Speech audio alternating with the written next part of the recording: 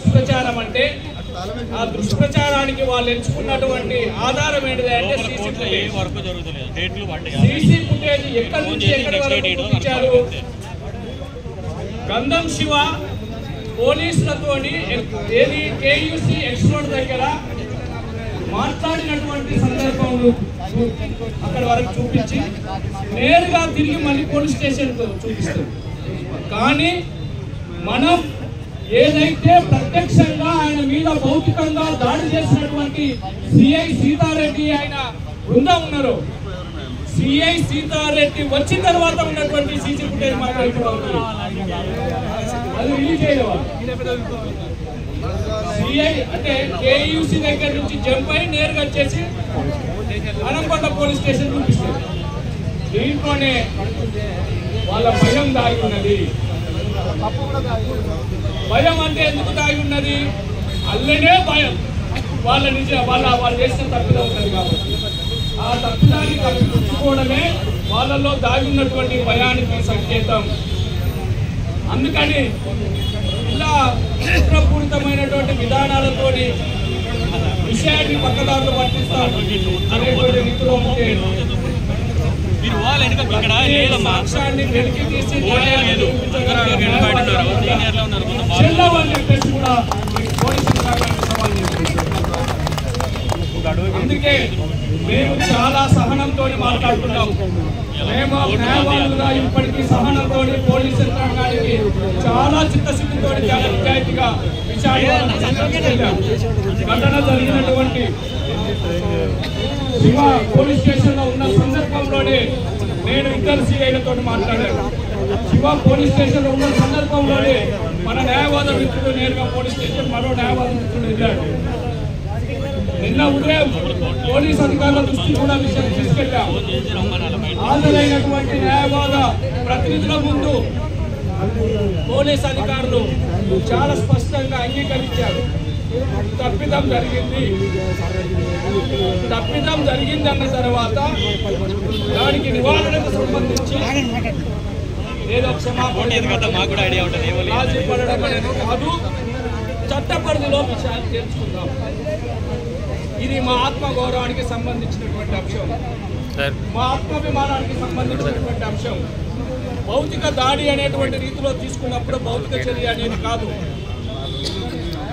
సమాజం మీద జరుగుతున్నటువంటి ఒక దాడిగానే మేము భావిస్తున్నాం. దీన్ని గంధం శివ వ్యక్తిగతంగా గంధం శివ మీద జరగదు, కానీ ఇవాళ మొత్తం న్యాయవాదుల మీద జరుగుతున్నటువంటి పరంపరగా కొనసాగుతున్నటువంటి దాడుల తీరును కనుక మనం పరిశీలిస్తే ఇది ఉద్దేశపూర్వకంగానే అంటే ఒక జనరల్ భావమే ఈ పోలీస్ యంత్రాంగానికి ఏర్పడుతున్నటువంటి తీరు మనం స్పష్టంగా అర్థమవుతుంది.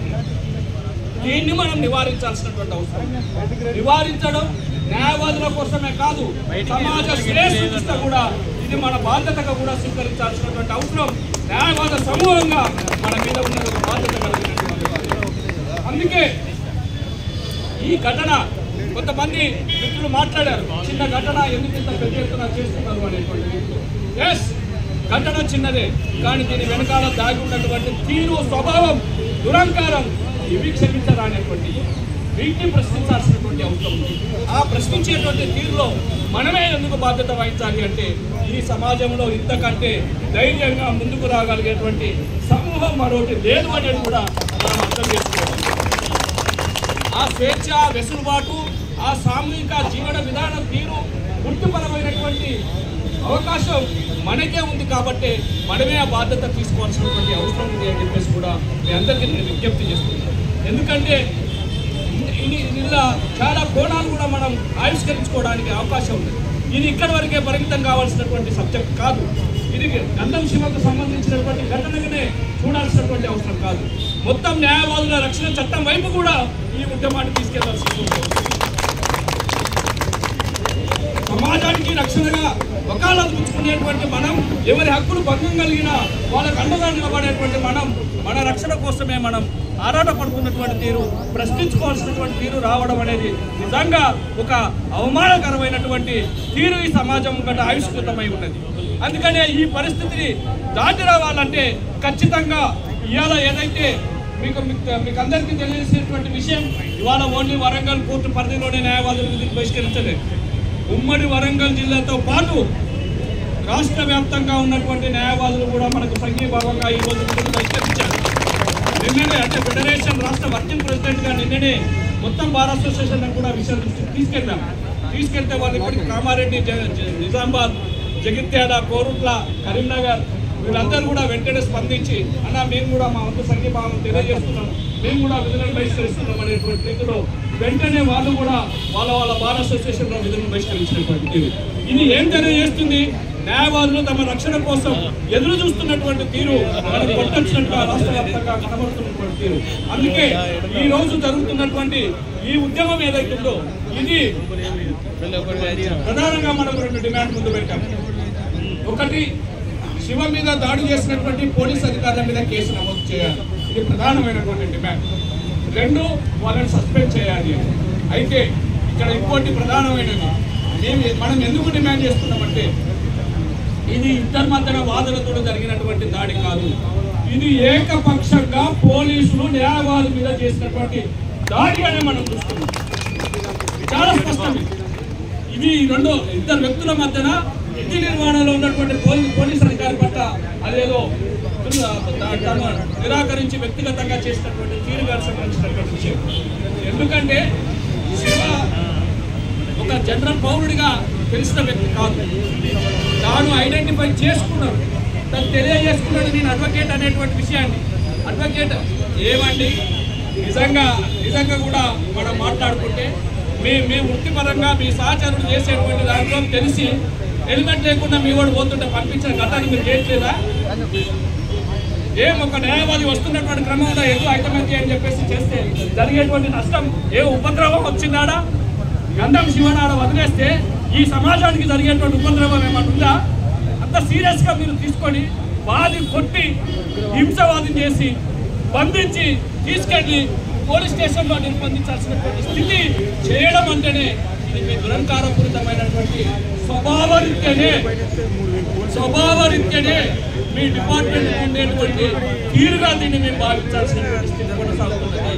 అది అందుకని అందులో కూడా అరాకొరా ఉన్నటువంటి వ్యక్తులుగా ఉన్నటువంటి వాళ్ళ దురంకారపూరితమైనటువంటి ధోరణి కూడా స్పష్టంగా ముందుకు వస్తున్నటువంటి. అందుకే మీ అందరికీ చేసేటువంటి విజ్ఞప్తి, అందరం ఐక్యంగా ఈ ఉద్యమాన్ని కేసు వాళ్ళు ఎఫ్ఐఆర్ చేస్తారా? ఎఫ్ఐఆర్ చేయడం ఎడలా ఇంకా మనం చట్టబద్ధంగా వాళ్ళ మీద కేసు నమోదు చేయడం కోసం మన పరిధిలో మనమేం చేయగలుగుతాం ఇంకా అనేటువంటి రీతిలో కూడా ఆలోచన చేయాల్సిన అవసరం ఉంది.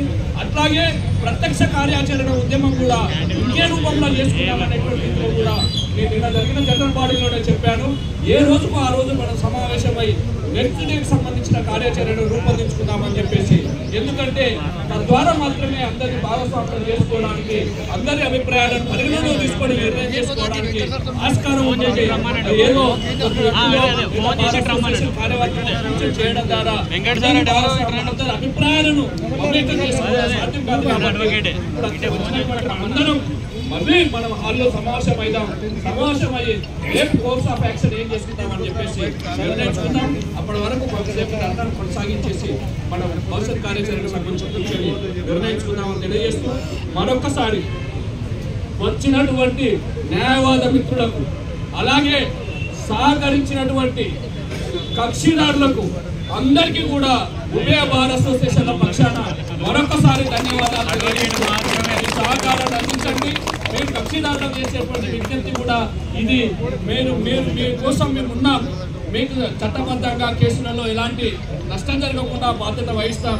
అందుకని మీరు సహకరించినందుకు కూడా మీకు కూడా కృతజ్ఞతలు చేస్తూ ఈ ఉద్యమాన్ని కొనసాగిస్తూ మనం